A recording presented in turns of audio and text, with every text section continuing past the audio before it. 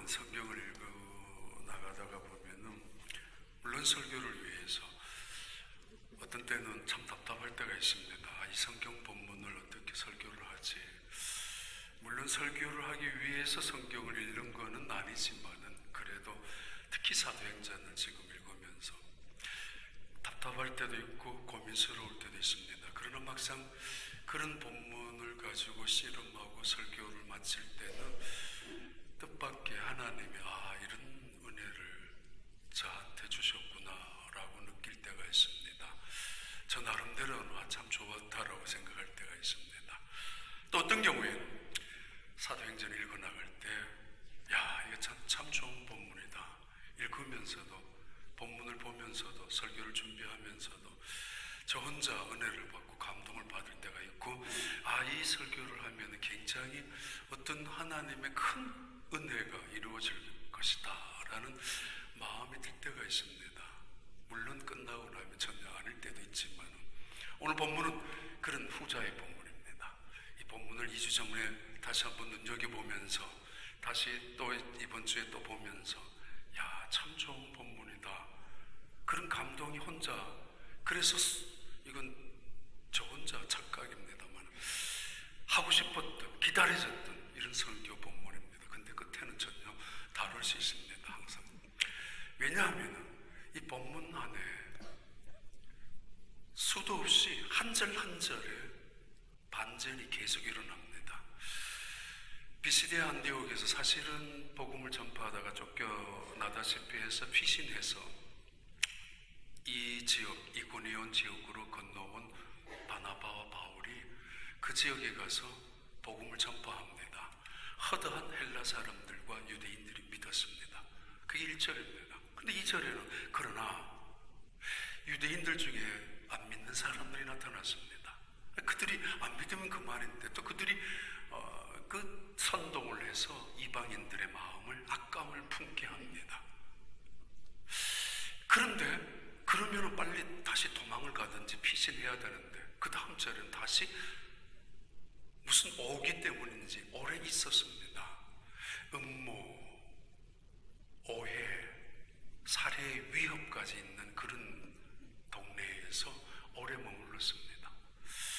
오래 머물면서 다시 담대히 하나님의 복음을 전파하는데 하나님의 역사가 나타납니다. 그럼 역사가 나타나면 회개가 이루어지고 안 믿었던 사람들이 돌아오게 될 텐데 그 나타나는 역사를 통해서 복음의 역사를 통해서 신실하신 하나님은 살아계신 분이라는 걸 인정할 수 있을 텐데 이상하게 사람들이 다시 또 크게 마치 모세의 홍해바다처럼 두 부류로 쫙 갈라집니다.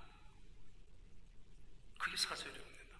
그리고는 다시 갈라진 사람들이 자기들끼리 돌아서면 될 텐데 믿는 이 사도 바울과 바나바를 따르는 사람들을 선동합니다. 다시. 그리고는 얼마나 못됐게 얼마나 왜곡을 시켰는지 하면은 그 사람들이 돌을 들고 합법적으로 이 바나바 바울을 때려 죽여도 괜찮다라고 느낄 만큼 그렇게 모든 것을 이 사람들이 이 유대인들이 조종을 하고 있습니다. 결국은 오랫동안 버텼습니다만 더 이상 잊지를 못해서인지 아니면은 하나님의 뜻에 의해서인지 그들은 바로 루스드라라는 더베라는 그 지역에서 조금 먼 지역으로 옮겨갑니다. 근데 거기서도 다시 복음을 전파합니다. 이거 정말 이 1절부터 7절까지 사도 바울의 1차 선교 여행 약 1년 반 동안 다니셨던 그 선교 여행 중에 한 3달 있었는지 4달 머무셨는지 오랫동안 있었다고 하니까 정확히는 알 수 없지만 다른 지역보다는 조금 더 오래 있었던 것은 분명합니다. 근데 여기에 이 말씀 속에서 이런 질문을 할 수 있습니다. 왜 그들은 그렇게 복음을 전파하려고 하는가? 첫 번째 질문입니다. 사도행전 13장에 이미 50절 52절 이에 유대인들이 경건한 귀부인들과 그 시인의 유력자들을 선동하여 바울과 바나바를 박해하게 하여 그 지역에서 쫓아내니 두 사람이 그들을 향하여 발에 티끌을 떨어버려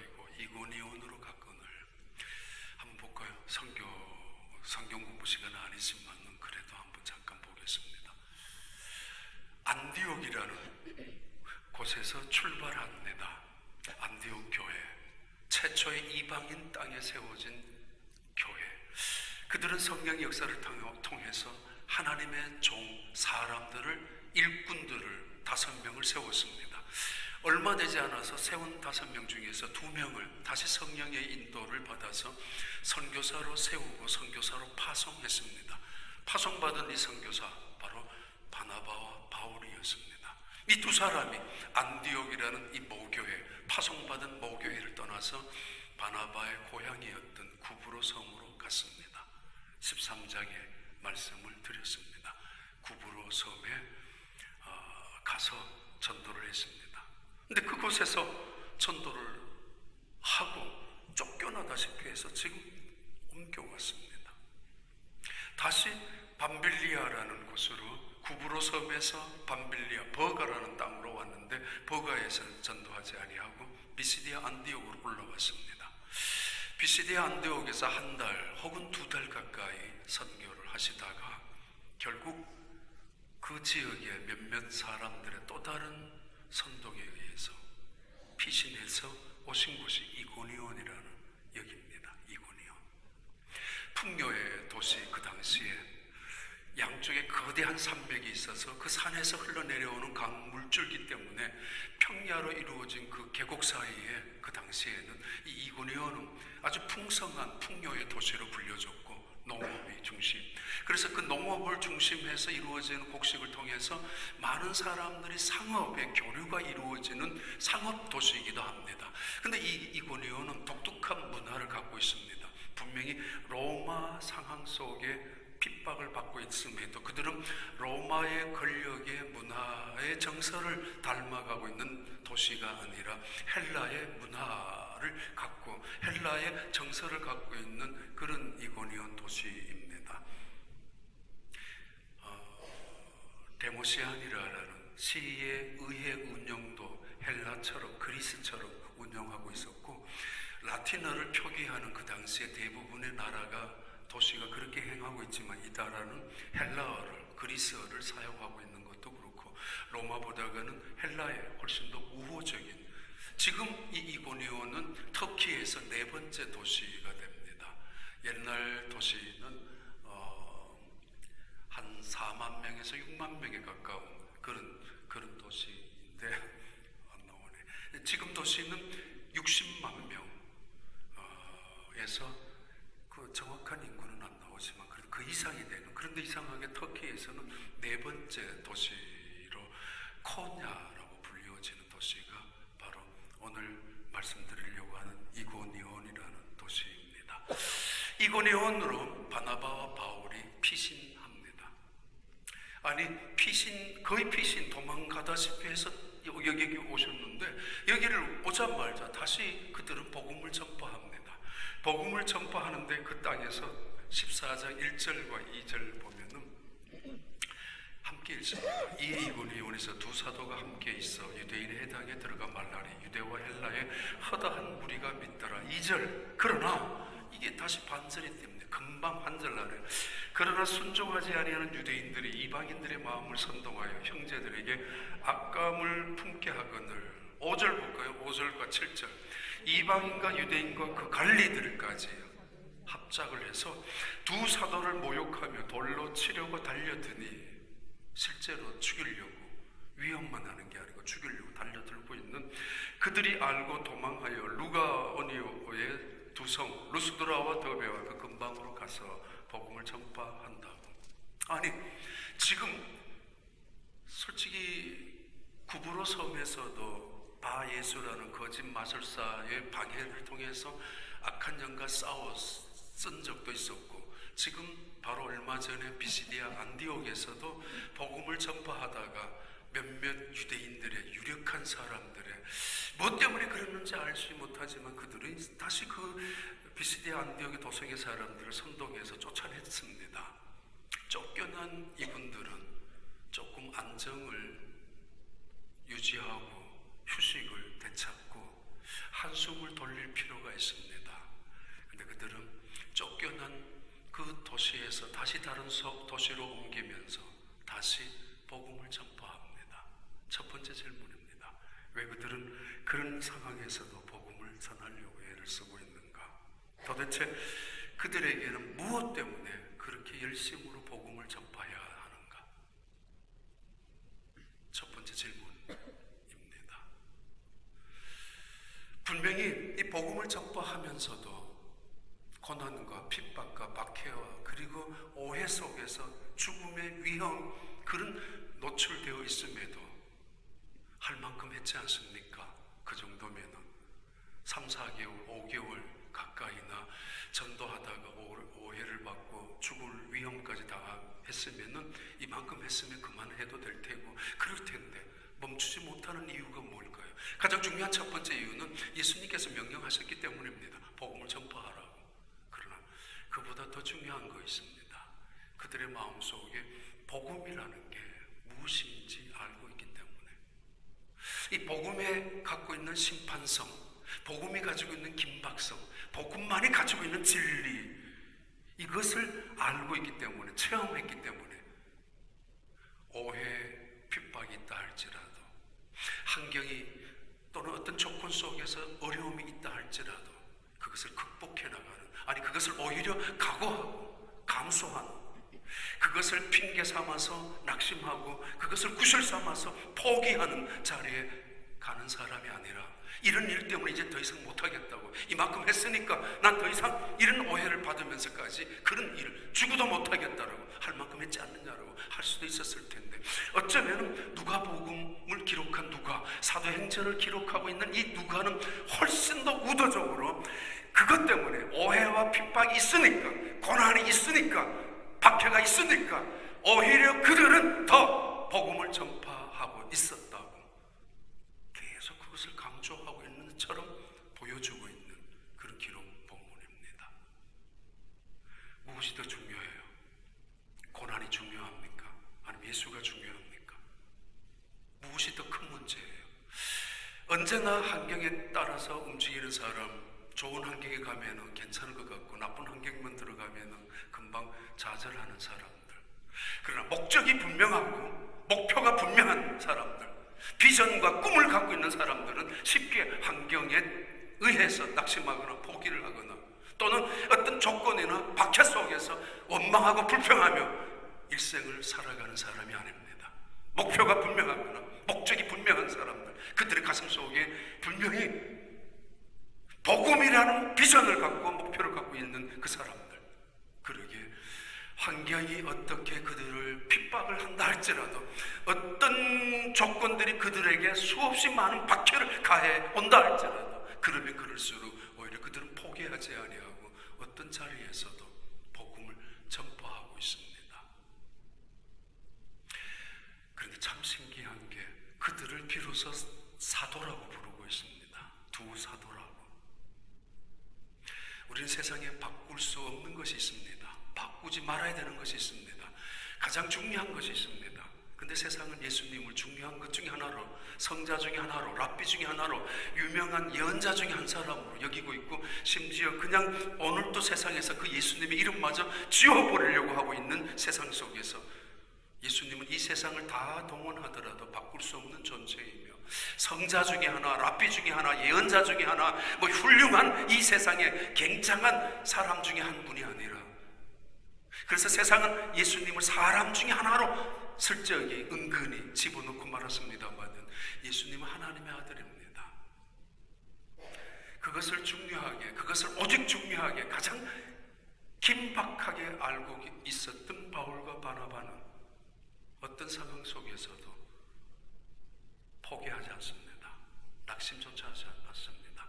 그들을 가리켜서 사도라고 부르고 있습니다. 사도, 아포스리라고.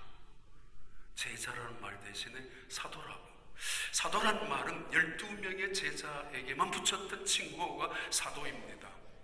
하나님께서 보내주신 자, 어떤 사람, 예수님의 죽음과 예수님의 부활을 목격한 그 사람들을 사도라고 불렀습니다. 부활에 목격하고 증언한 사람들.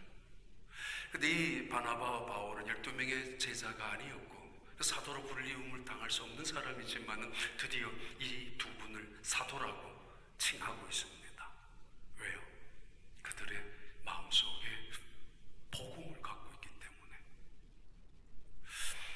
신학교 가서 훈련받고 목사가 돼가지고 라이센스 얻고 그래서 어느 교회 담임 목사로 가서 설교하고 기회가 주어지니까 설교하고 강단이 있으니까 설교하고 그래서 신학교를 가고 목사가 되는 것이 아니라 솔직히 따지면 그들의 마음속에 복음이 있으니까 전해야 될 예수 그리스도에 대한 복음이 있으니까 신학교를 가서 훈련을 받는 것이고 어떻게 더 효과적으로 이 복음을 위하여 목사가 되는 것이고 기회가 주어지고 목사가 타이틀을 얻어지고 시간이 주어지고 돈을 받으니까 목사가 되어서 설교를 하는 것이 아니라 내 속에 설교를 해야 될 복음이 있으니까 예수 그리스도에 대한 복음이 내 속에 있으니까 설교를 하는 것이죠. 사도가 되었으니까 복음을 전파하는 것이 아니라 복음 속에 있는 그래서 어디에도 그 복음을 전파하고 있는 바나바와 이 바울을 성경에서는 사도라고 부르고 있습니다. 목사가 되니까 복음을 알고 그럴 수도 있죠. 그리고는 목사가 되었으니까 설교를 해야 되고 그럴 수도 있겠지만 그들을 사꾼이라고 합니다. 기회가 주어지니까 없으면 안 해요. 10년 전 거의 정확히는 모릅니다만 우리 선교단들 최 목사님들 압니다만 가끔씩 전화가 와요. 목사님 좀 도와주세요. 강사로 와달라고 선교사 대회나 아니면은 목회자들 수련회나 세미나 강사로 와달라고. 내한테도 이런 전화가 오는가. 그 다음에 문제가 목사님 좀 도와주셔야 됩니다. 어떻게 해요? 최하 5,000불에서 많게는 5만 불까지. 왜냐하면 목사님들 모여서 호텔에서 먹고 자고 해야 되니까 어느 정도 10년 전부터는 그랬던 것 같은데 제가 그런 말이 오면 최 목사님한테 안 돼요. 돈 주고 내가 왜 가요? 돈 주고 갈 마음도 없습니다. 그리고 그래도 조금은 목회자 세미나나 강의 수련회를 가서 제가 가면은 이름 사진 날 거고 이름 알려줄 거고 조금은 유명해질 수도 있습니다만 없지 않은 유혹도 있습니다만 싫다고 안 간다고 그런 거를 한 5년 전까지는 그랬습니다. 근데 한 5년 전부터는 제 마음이 조금 바뀌었습니다. 돈을 주고 가서 설교를 한다는 게 너가 싫다고 제 마음속에 선교사님들이 모여서 선교대회를 하고 목사님들이 모여서 수련회를 하는데 돈을 주고 굳이 가서 내가 설교를 한다고 제 마음속에 좀 그랬습니다만은 어느 순간부터 내가 내 마음속에 복음이 있다면은 솔직히 말해서 그들이 뭔가 필요해서 저한테 도움을 요청했다면은 그래도 강의라도 시간을 주어줬다면 일부러라도 100만 불이 아니라 억만금을 주고 가서라도 내 속에 복음이 있다면 그들에게 전파해야 되지 않을까라는 생각이 있었습니다. 어느 순간 그래서 몇 년 전부터는 4, 5년 전부터는 여기저기 갑니다. 때로는 5,000불도 주고 10,000불도 주고 다른 데 가면은 어쩌면은 돈을 받고 설교를 하기도 합니다만 돈을 주고 가서 오해하지 마십시오. 근데 분명한 거 있습니다. 저는 정말 이 말씀 앞에서 그렇구나라는 것이 번개처럼 스쳐갔던 본문 단어입니다. 사도라는 단어를 보면서 신학교를 왜 갔는가? 목사가 왜 되었는가? 먹고 살기 위해서인가? 우리 속에 복음이 있어서 전해야 될 복음이 있어서 신학교를 가고 목사가 되었는가? 로마서 1장 15절 16절입니다. 로마서 1장 우리 함께 읽습니다. 그러므로 나는 할 수 있는 대로 로마에 있는 너희에게도 복음 전하기를 원하노라. 16절에 내가 복음을 부끄러워하지 아니하노니 이 복음은 모든 믿는 자에게 구원을 주시는 하나님의 능력이 됨이라. 먼저는 유대인에게요 그리고 헬라인에게로다. 복음을 부끄러워하지 아니하는 사도 바울. 사도가 되었으니까 복음을 전파하는 사람이 아니라 복음을 전파하고 끊임없이 어떤 유혹과 핍박과 박해 속에서도 죽음의 위협 속에서도 이제는 좀 쉬어야 되겠다고 한숨을 돌리려고 하는 것이 아니라 끊임없이 복음을 전파하고 있는 사도 바울. 그 속에 복음을 갖고 있었기 때문입니다. 2005년 이후에 제가 우리 교회 와서 복음에 대한 설교를 한 4년 가까이 했습니다. 예수유한겔리온이라는 로마서를 중심해서, 복음 시리즈라는 마가복음을 중심해서, 그리고 요나서를 중심해서 새로운 복음이 무엇인가 말씀을 드렸습니다만, 그때 저 기억으로 마가복음을 통해서 복음 시리즈 하면서 또는 로마서를 통해서 복음의 유한겔리온을 말씀을 드릴 때 저도 참 좋았습니다. 그리고 다른 이야기도 들은 적이 있습니다. 여기저기에서도. 제가 있었던 교회에 한국에서 권사님 한 분 기억이 납니다. 전도하러 주일날 아침에 신혼부부 집에 가서 마당에서 마루에 걸터 앉아서 이제 교회 가자고 이제 일어나라고 아주 열심히 권사님, 공권사님이라는 분. 근데 그 방문이 벌컥 열리면서 그때 당시 한 40년 전쯤 요강에 그 오줌을 넣던 요강의 소변 덩어리를 쏟아냈습니다. 그래서 마루에 걸터 앉아서 있었던, 물론 신혼집에 가가지고 아침부터 가가지고 깨우는 거 너무 짜증났을 텐데, 그분의 이야기로는 그 전날 그러면은 갈 수도 있겠다라는 여운을 남겼던가 봐요. 그래서 이분이 일찍 가서 도와준다고 사실 부엌에 가서 반찬도 미리 만들어 놓은 걸 갖다 주면서 가자고 아침 빨리 먹여놓고 데려가려고 왔는데, 잠자던 이 신혼부부가 남편이 문을 열고 요강세례를 퍼부었다고 돌아오면서, 야, 내가 예수님 전도하다가 오줌물로 세례를 받다니. 어느 날 아파트에 전도하다가 나 예수 전도하러 왔다고, 그러니까 그 안에 있던 분이 아파트 문을 조금만 열잖아요. 문을 꽉 닫는 순간에 못 닫게 하려고 손을 집어넣었는데 손에 손가락이 다 찢어져 있습니다. 4개의 손가락이. 그 주인이 너무 미안하니까 들어오시라고, 그리고 찢어진 자리에, 피가 나는 자리에 붕대도 감아주고 약도 발라주고 이러면서 대화가 시작되는데, 이 권사님이 나중에는 그걸 알고 아파트 문 이제 손이 다 낳고 나가지고는 아파트 문 열고 초인종 누르고 나서 전도하려고, 그리고 못 닫게 하려고 눈 딱 감고 손부터 집어넣었대요. 아파요. 뼈가 부러질 수 있어요. 그런데도 내 이 손가락이 부러지더라도 예수님을 전도할 수 있는 기회가 내게 있다면, 그래서 내가 복음을 전파해서 그들이 예수님 앞에 돌아올 수만 있다면 하는 그 복음에 대한 그 뜨거운 가슴 속에 있는 열정 때문에 자기의 손가락을 밀어넣는다는 거죠. 손을 아파트 문, 그 쇠 문이 닫히는 순간에 깨질 수도 있는데도 눈 감고 속으로 주여 하면서 이 집에 복음을, 그런 복음이 있어요. 왜 그들은 그런 상황 속에서도 복음을 전도하는가? 사도행전 20장 24절의 말씀입니다. 사도행전 20장 우리 함께 읽습니다. 내가 달려갈 길과 주 예수께 받은 사명 곧 하나님의 은혜의 복음을 증언하는 일을 마치려 하면은 나의 생명조차 조금도 귀한 것으로 여기지 아니하노라. 그 은혜의 복음, 사람을 살리는 복음.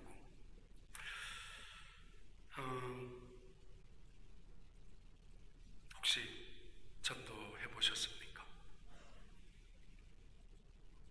부담스럽습니까? 혹시 나를 광신자라고 매도할까봐, 비이성적인 무식한 인간이라고 나를 없인 여길까봐 창피해서 못합니까? 아니면은 누군가가 내가 전도했을 때 성경에 대해서, 교회에 대해서 비판하고 공격해올 때 거기에 대한 적절한 적합한 대답을 할 수 있는 준비가, 성경 공부의 지식이 부족해서 두려워서 전도하는데 아직까지 자신이 없습니까? 아니면 전도해야 하는데 너나 잘 믿으라고, 난 너 보니까 교회 가고 싶지 않다고, 어떤 그런 말을 들을까봐 내가 전도했을 때 예수 믿는 사람답게 살아가야 되는 부담감, 책임감 때문에 전도하지 못하고 있습니까? 아니면 정말 복음을 모릅니까? 여러분 가슴 속에 내가 구원받은 그 은혜, 나를 하나님의 자녀로 삼아주신 그 놀라운 하나님의 그 계획 속에서 그리스도의 사랑을 통해서 내가 하나님의 자녀로 세워진 그 사실 확신하지 못하고 있습니까? 무엇 때문에 복음을 전도하지 못하고 있습니까? 부끄러워합니까?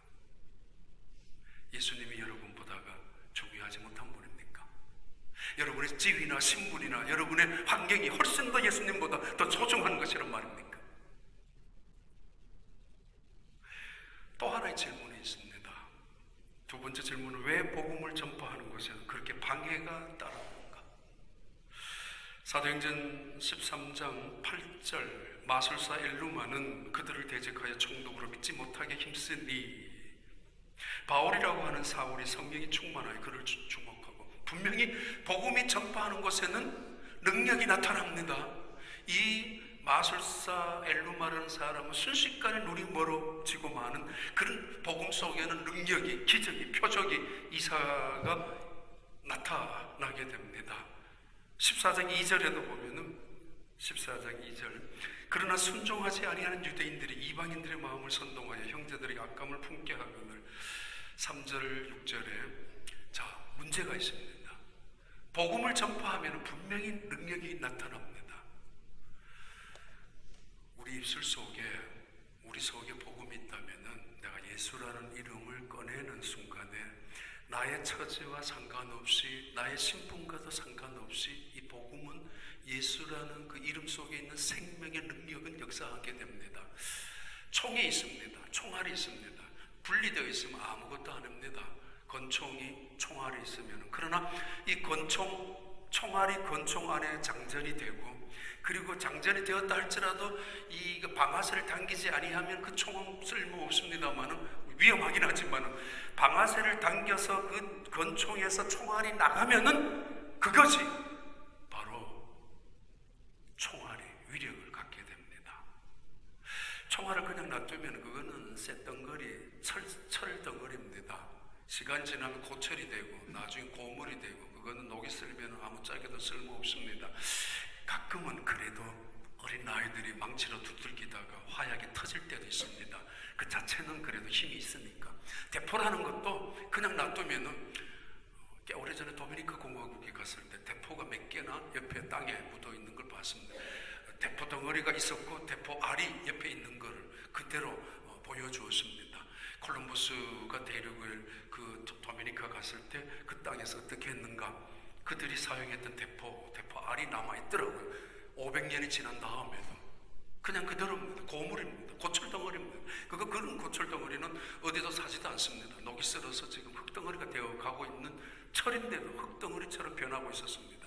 그런데 이 대포알이 대포 속에 장전이 되고 화약을 통해서 터졌을 때 이 대포는 그 떨어진 그 자리에 폭탄이 됩니다. 수백 명이 죽을 수도 있고 몇 층짜리 건물이 순식간에 폭삭 내려앉을 수도 있습니다. 내 기술이나 내 방법이나 내 재주가 하는 것이 아니라 정말 내 안에 복음이 있다면 그 복음은 내 입을 통하여 나갈 때 그것이 능력으로 그것이 역사하는 힘으로 다이너마이트 같은 폭발적인 힘으로 나타나는 것이 나갈 때 가능합니다. 그냥 머물러 있으면 그냥 고철이 되고 마는 것입니다. 복음의 능력이 나타납니다. 동시에 복음에는 대항, 저항, 거역, 반역하는 것이 나타납니다. 아니 복음의 은혜를 받고 구원을 받는 죽음에서 생명의 역사가 어두움에서 빛의 역사가 제사함의 그 마귀와 사탄의 권력 속에 있었던 세력 속에 있었던 영혼들이 비로소 하나님의 자녀들로 옮겨지는 놀라운 역사 속에서 왜 거부하는 일들이 일어나는가? 힌트가 본문에 있습니다. 그것이 바로 2절에 나오는데 이 말씀입니다. 그러나 순종하지 아니하는 유대인들이, 다른 말로 말하면 믿지 아니하는 유대인들이, 근데 누가는 순종하지 아니하는 걸로 표현하고 있습니다. 분명히 복음 속에는 홍해 갈라지듯이 갈라집니다. 복음을 믿는 사람과 복음을 안 믿는 사람, 구원받은 사람과 심판받은 사람, 이렇게 나눠집니다. 확연히 같은 자리에서 복음을 들었습니다. 같은 시간에 복음을 듣습니다. 같은 사람을 통하여 복음을 전해 들었습니다. 그런데 어떤 사람의 마음속에는 그것을 받아들여서 하나님의 자녀의 자리에 영생을 누리게 되고 그 기쁨과 감사, 그 은혜를 누리며 살아가는데 그 복음 안에서 회개하면서 놀라운 하나님의 역사 속에서 하나님의 영광을 찬양하는데 어떤 사람은 그 복음 앞에서 그렇지 않습니다. 정죄하고 판단하고 호소하고 비난하고 비판하고 심지어 침을 뱉습니다. 왜? 물론 사람에 따라서 그럴 수 있겠죠. 설교자에 따라서 니나 잘해라, 너까짓 게 뭘, 니 하는 거 보니까 뭐 이렇게 할 수도 있는데, 그러나 엄격한 의미에서 복음이 선포되는 그 자리에서 언제나 두 그룹으로 확연히 갈라진다는 이야기입니다. 왜? 이 사람들, 불순종하는, 믿지 아니하는 유대인들의 표현을 불순종하는 이 표현은 바로 사탄의 표현을 말합니다. 죄송합니다. 설교를 듣는 여러분을 이야기하는 것이 아니라 복음 앞에서 사도 바울과 바나바의 입장 속에서 사탄의 뜻은 거역하는 자입니다. 불순종하는 자. 그걸 사탄이라고 합니다. 마귀는 분리하는 자, 이간을 시키는 자, 분열을 시키는 자, 그 마귀라고 합니다. 귀신, 더러운 영, 거짓의 영, 악한 영, 귀신이라고 합니다.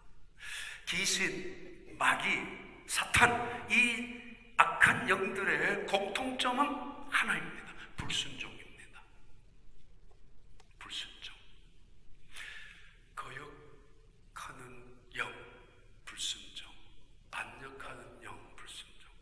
근데 이 복음이 선포되는 이곳에 복음을 방해하는 세력들, 악한 영이죠. 배후에 조종하고 그들이 불순종하는 영, 물론 자기들은 모르겠죠. 자기들은 시기심에, 그런데 변명하죠. 자기들은 탐욕에, 그러나 합리화를 시키고 있으면서 이 복음 앞에서 다른 사람들, 복음을 믿는 사람들을 통해서 선동하고 조종하고, 그리고는 악감을 품게, 악한 생각을, 악한 감정을 가져서, 그래서 당연히 돌을 들고 당장 쫓아나가서 그들을 죽일 수 있는 그런 자리까지 끌고 나가는 악한 세력들의 이 불순종하는 유대인들, 하나님의 나라를 거역하는, 하나님의 나라를 무너뜨리게 하는, 한 사람이라도 하나님의 나라의 백성이 들어가는 것을 막으려고 온갖 힘을, 안간 힘을, 몸부림을 치는 이 악한 사탄의 세력을 보여주고 있지 않습니까? 분명히 복음은 하나님의 역사입니다. 쫙 갈라집니다. 두 부류가. 본문에 나오는 것도 14장 3절부터 6절까지 한번 읽을까요?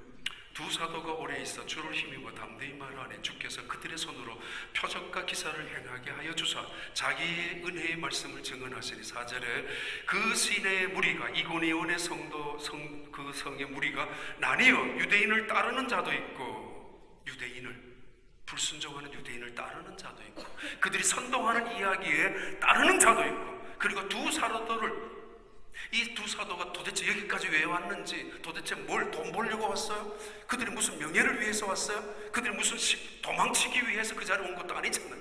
오직 복음 하나를 위하여, 그들을 위하여, 그들의 영혼을 위하여 찾아온 그들을 따라가는 사람들로 쫙 갈라졌다는 이야기입니다. 복음은 그렇습니다. 왜냐하면 복음의 심판성 때문입니다.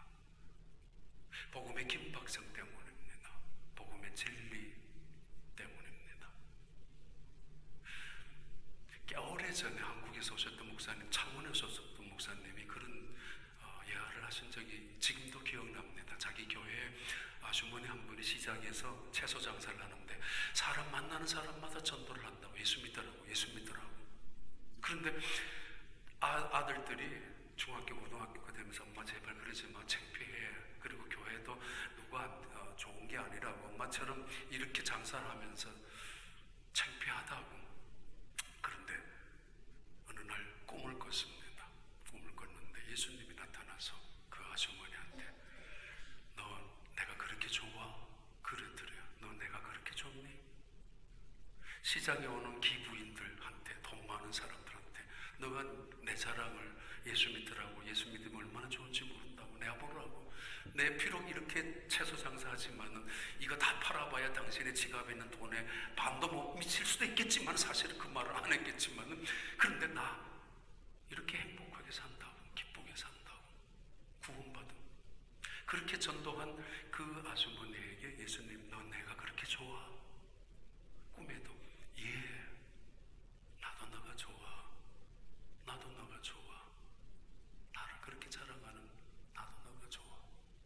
그 뒤로 이분이 더 열심히 하다가 쓰러진 다음에 병원에 갔는데 마취 의사한테도 마취 하기 전에 선생님 예수 믿으세요? 마취 끝나고 나자 말자 선생님 예수 믿으세요? 그랬다고. 전설처럼. 여러분, 내가 얼마나 굉장한 지위에, 얼마나 좋은 신분에, 그게 나를 평가하는 것이 아닙니다. 내가 얼마나 많은 부여를 가지고 어떤 집에서 살고 어떤 차를 가지고 그것이 곧 나의 인격을 말하는 것이 아닙니다. 내가 무엇을 위하여 죽을 수 있는가? 내가 어떤 목표를 갖고 살아가는가? 내가 어떤 악한 상황 속에서도 굴하지 아니하고 내 입에서 그 목표를 향하여, 비전을 향하여 목숨을 버릴 수도 있는가? 그것이 우리 사람됨의 평가입니다. 그리고 그 사람이 예수 믿는 사람인가 아닌가를 알 수 있습니다. 디모데후서 4장 1절에 3절까지 나오는 말씀입니다. 디모데후서 함께 읽습니다. 하나님 앞과 살아있는 자와 죽은 자를 심판하실 그리스도 예수 앞에서 그가 나타나실 것과 그의 나라를 두고 엄히 명하노니 2절에 너는 말씀을 전파하라. 때를 얻든지 못 얻든지 항상 힘쓰라. 범사에 오래 참음과 가르침으로 경책하며 경계하며 권하라. 그리고 마지막에 또 하나의 질문은, 제가 이 본문을 보면서 참 감동적으로 저한테 너무 은혜가 되었던 이야기는 3절 때문입니다. 이 3절 안에 모든 게 다 들어져 있습니다. 3절에, 아니 디모데후서 3장 3절 말고 사도행전 14장 3절, 사도행전 14장 3절 같이 읽습니다. 두 사도가 오래 있어 주를 힘입어 담대히 말하니 주께서 그들의 손으로 표적과 기사를 행하게 하여 주사 자기 은혜의 말씀을 증언하시니. 이 한 절, 정말 저는 이 말씀 속에서 한 주간 두 주간 굉장히 저 혼자 은혜를 받았던 기절입니다. 두 사도가 오래 있어 3개월 4개월까지 있었던 흔적입니다. 핍박을 받았습니다. 오해를 받고 있습니다. 위협을 받고 있습니다. 그런데 두 사도가 오래 있어야 될 이유가 없었을 텐데, 떠나가야 될 명분이 분명히 찾아왔고 떠나가야 될 사인이 있었음에도 불구하고 귀찮기도 하고 포기할 수도 있잖아요. 아니면 이제는 이거 하나님의 뜻이 아닌가라고도 스스로 여길 수도 있었는데도 불구하고 오래 있을 수밖에 없었던 이유는 복음에 대한 오해를 하고 있는 그들에게 이해를, 복음에 대한 뿌리를 이제 시작하고 있는 그들에게 어느 정도 그 뿌리가 안정될 때까지를 기다리고 있었다는 의미 아닙니까? 두 사도가 오래 있었다는 거. 귀찮으면 금방 떠납니다. 힘들면 그냥 포기합니다. 내가 왜 손해봐? 내가 왜 여기 있어? 요거들 먹을 필요 없다고. 더러워서 안 해. 떠나가야 합니다. 그런데 그들은 오래 있었습니다. 그러면서 오래 있으면서 주께 힘을 얻고 이 단어 속에 모든 것이 해결이 됩니다.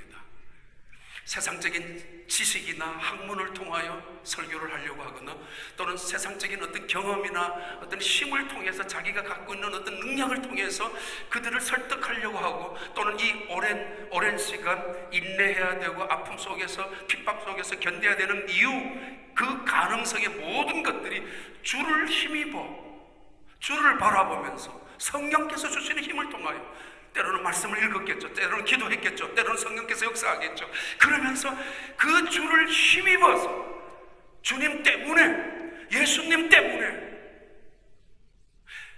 나에게 이방인의 사도로 구부로로 가게 하셨고, 나에게 구부로로 가서 비시디아 안디옥으로 가게 하셨고, 가는 데마다 복음을 믿는 사람이 나오게 됐지만은 가는 데마다 나를 핍박을 당하게 하시게 했었던 하나님이지만은 그러나 예수님 때문에 십자가에 죽으시고 다시 부활하셔서 나에게 나타나셔서 이방인의 사도로 삼아주셨던 예수 그리스도 때문에,